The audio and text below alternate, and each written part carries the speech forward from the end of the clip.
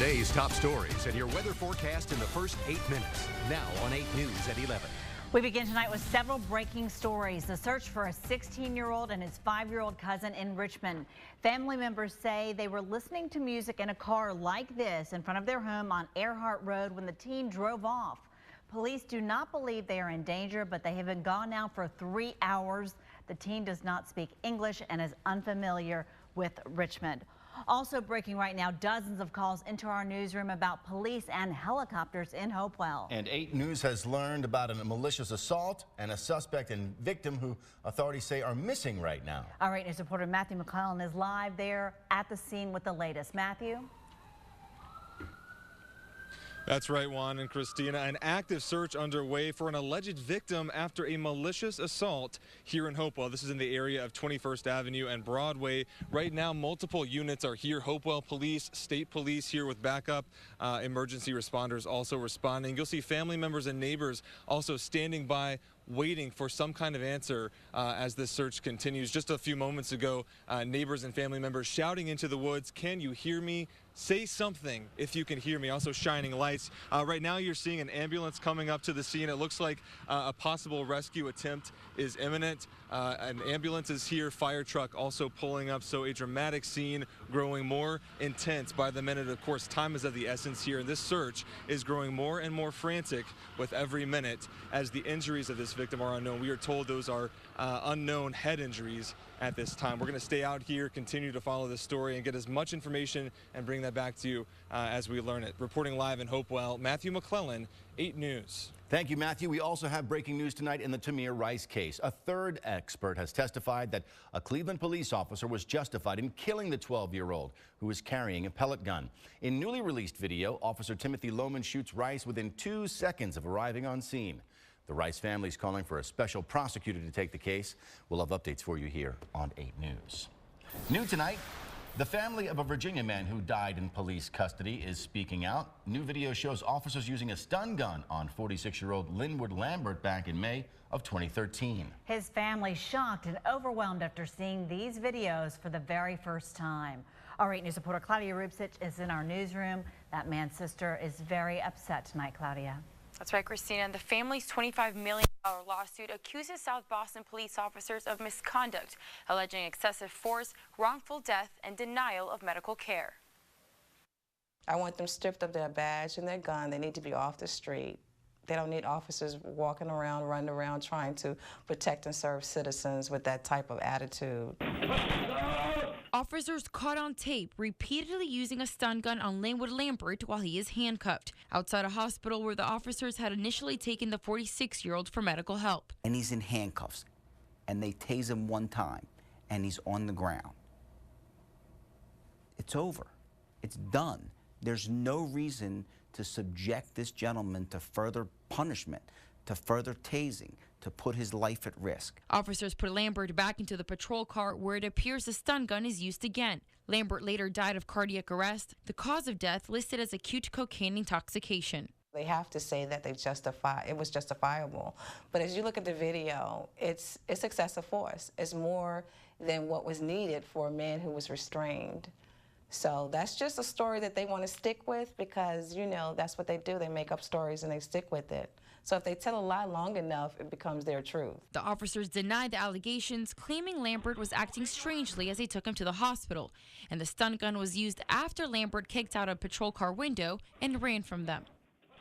And Virginia State Police officials completed its investigation in October 2013 and handed over the case to the Halifax County Commonwealth's attorney, and she's still reviewing the case. Of course, we'll let you know what happens next. In the newsroom, I'm Claudia Rubsich, 8 News.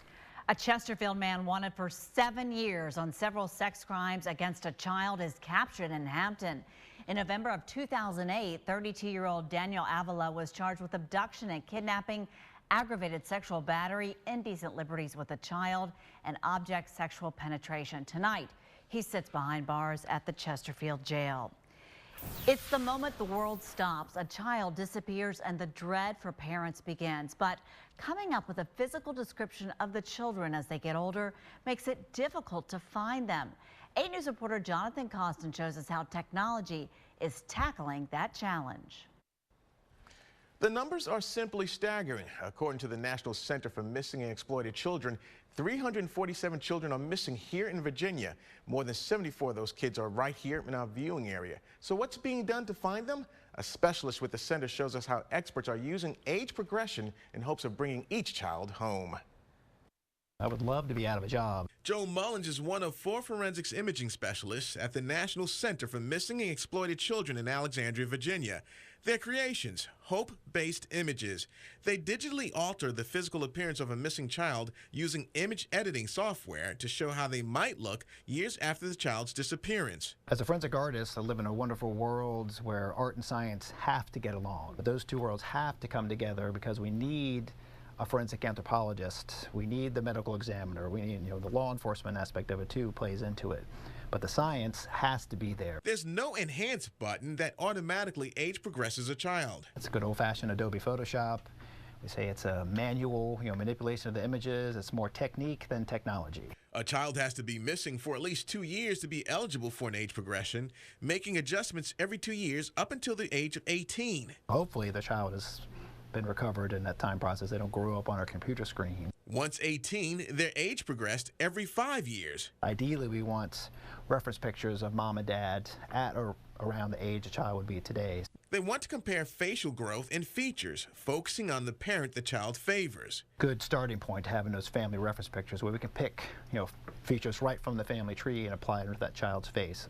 Makes a more accurate image. As a rule, they don't use the technique on children under the age of 3. The younger the child, the more difficult it is to age progress, making the recovery of Eric Austin a remarkable story. Doing an age progression of an infant, like in Eric Austin's case where he was 1.5 months old and we didn't get the case till 21 years later, there's not a lot of information in a 1.5 months old's face to really do an age progression. But the searching mother supplied all kinds of family reference pictures, which is exactly what we needed. Eric was reunited with his mother at the age of 22. Mullins age progressed J.C. Dugard, a case that made national headlines. She was kidnapped at age 11 and found at 29. These are some of the pictures that JC's mom supplied. This is mom, wow. And this is JC. So similar. This is what we need to see to do an age progression. Make an outline of where her features are. Like boxing in her eyelids, ears, and the corners of her mouth. Now he has an outline that can be used as a grid where they start adding in other features. It's a bit of a different angle, but you hope you can still see enough of the characteristics there. JC has now gone from age 11 to 29. Take a look at the picture of JC shortly after she was found. He says when JC was recovered and he saw her picture, my first reaction was like, I wish I'd gotten her hair darker. Mullins recently met JC and he told her, you are a beacon of hope for the other families that are out there. Mullins says the next time you see a picture of a missing child, just take 5 seconds and stare at that face, because that face could be the one you see at the grocery store or dropping off your kid or something may trigger some memories. Just take a second and look at that. You may have a piece of information that may help unlock the mystery of a child. The goal of using age progression is to keep these cases alive and remind people these children are still missing. It does work. We can get these children back home where they belong. The center works in conjunction with the FBI and distributes the age-progressed images to thousands of police departments and private distributors. Now, to learn more about all of the missing children in Central Virginia, go to WRC.com and click on the homepage. Jonathan Costin, 8 News. We return now to breaking news in Hopewell, where police tell us they're investigating a malicious assault. Let's go straight out to 8 News reporter Matthew McClellan. He is live there on the scene with more on what's happening. Matthew?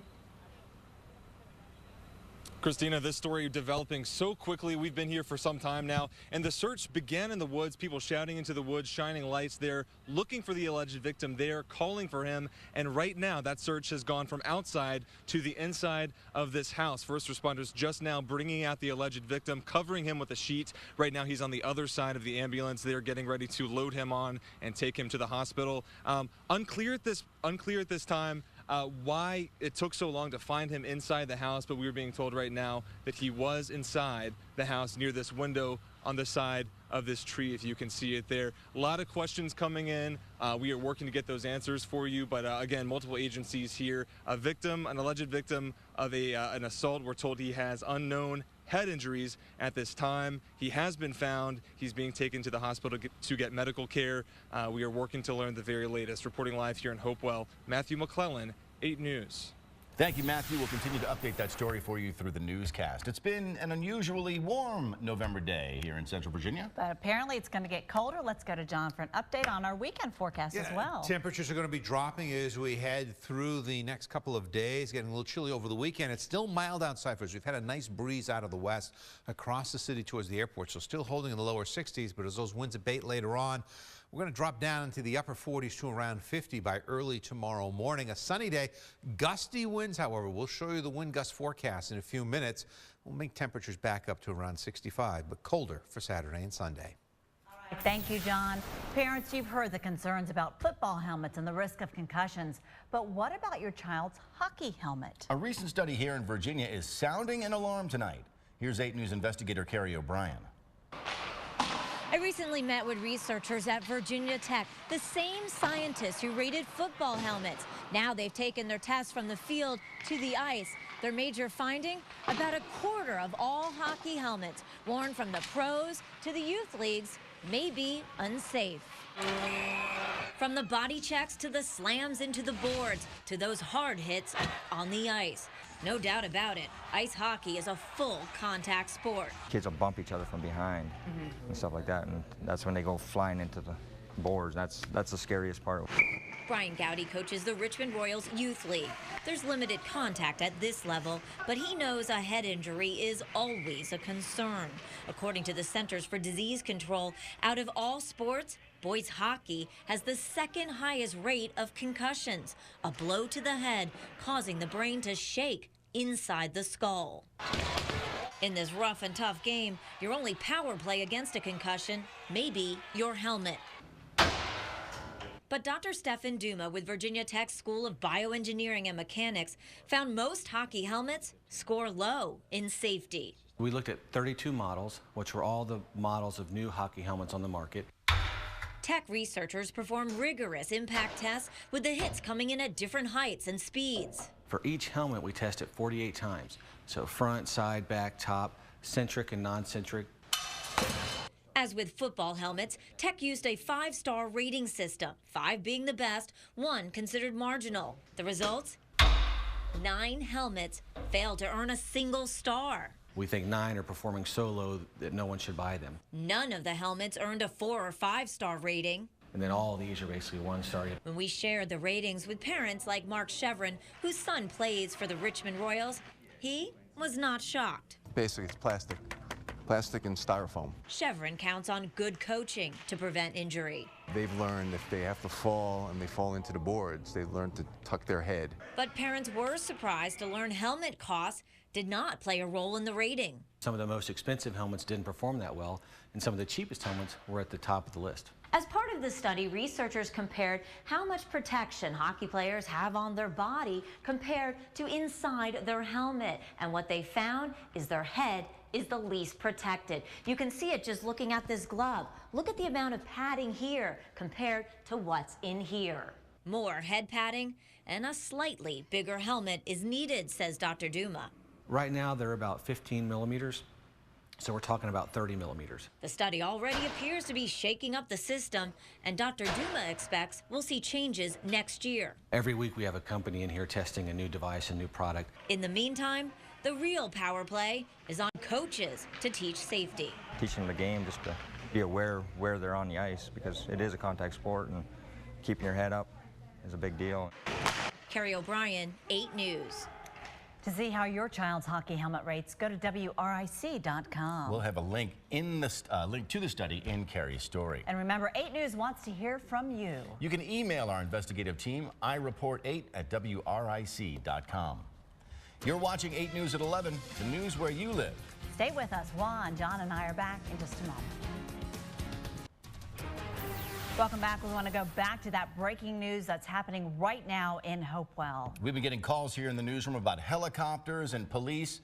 8 News reporter Matthew McClellan's on the scene. Things appear to be becoming more clear for you, Matthew.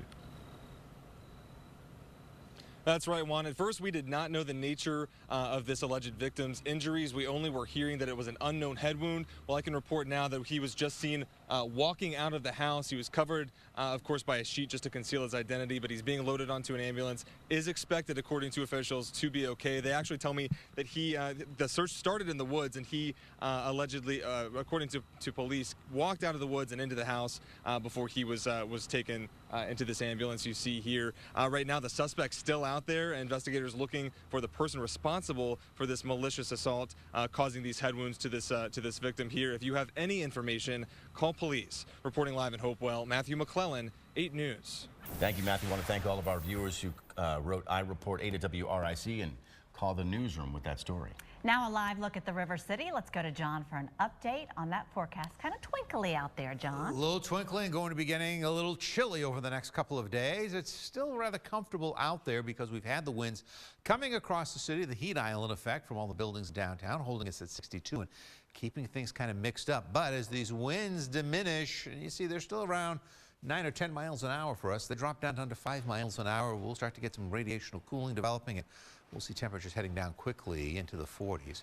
Had a few sprinkles early this afternoon. Now it's nice and clear out there. The big storm is lifting into Canada. There's snow on the backside of the system across Minnesota, parts of Wisconsin, but that's starting to wind down a little bit. Of course, the story is going to be the chilly winds coming in here over the next couple of days. It is going to be breezy tomorrow over us.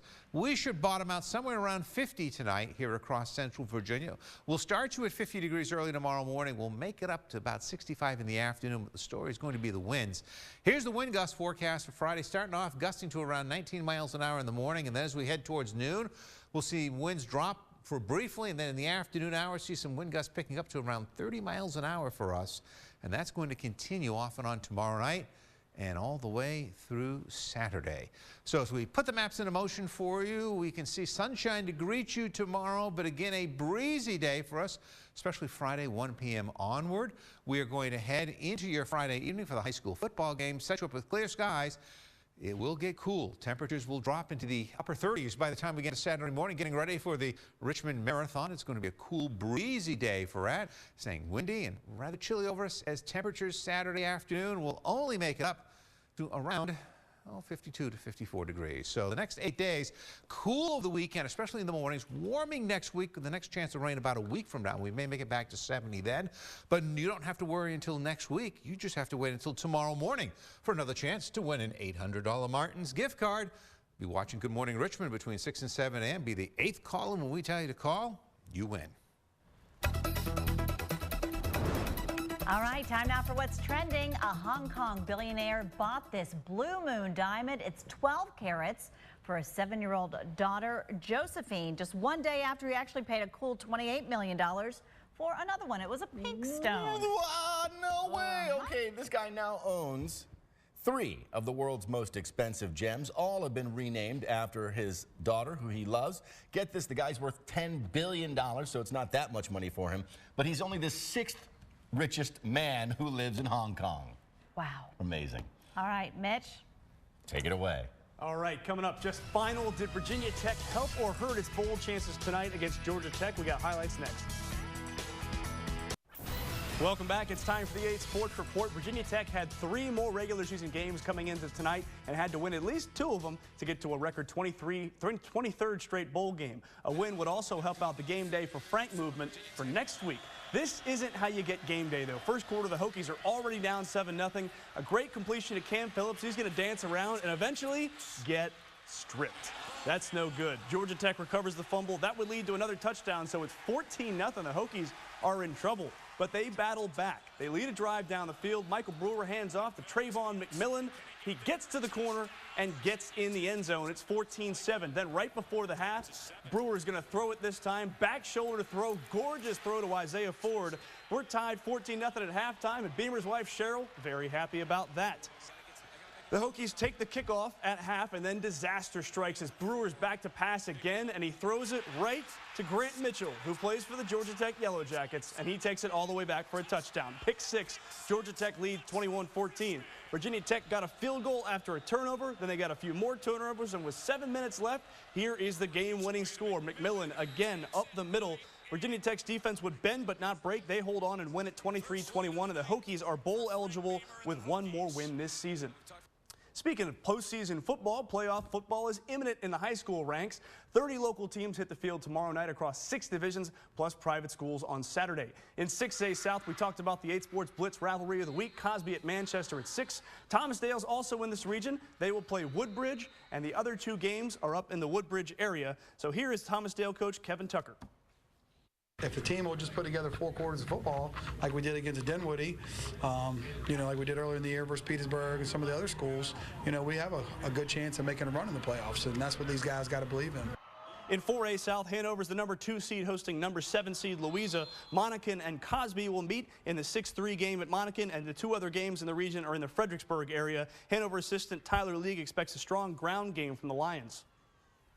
They're a tough team. They run the ball very effectively. Defensively, they have a lot of guys. They're big. They have some running backs. Number 7, the big kid. Number 8, their tight end is a big kid, and they run downhill at you, and they want to run the ball over you. That's all the time we have for now, but there's a lot more to this playoff preview. We're going to put the rest on WRIC.com as an 8 News online exclusive, so look for that. I'm Mitch Carr, and good luck with the lottery. We want to bring you this breaking news once again. The search for a 16-year-old boy and his 5-year-old cousin in Richmond right now. They were listening to a music in a car like this in front of their home on Earhart Road. The teen then drove off. Police don't believe the pair in danger, but they've been gone for more than 3 hours. Now the teen doesn't speak English and is unfamiliar with Richmond. If you see this car, contact authorities. JB, back to you. All right, let's take a look at the forecast for the next 8 days. Sunshine, but cooler temperatures moving in. It's going to be windy tomorrow and Saturday. Sunday morning, 35 degrees, but then warming. We could make 70 with some showers next Thursday. And we thank you for joining us tonight for 8 News at 11. I'm Christina Ferret. I'm Juan Condi. Updates on the breaking news at 4:30 tomorrow for Good Morning Richmond. Good night.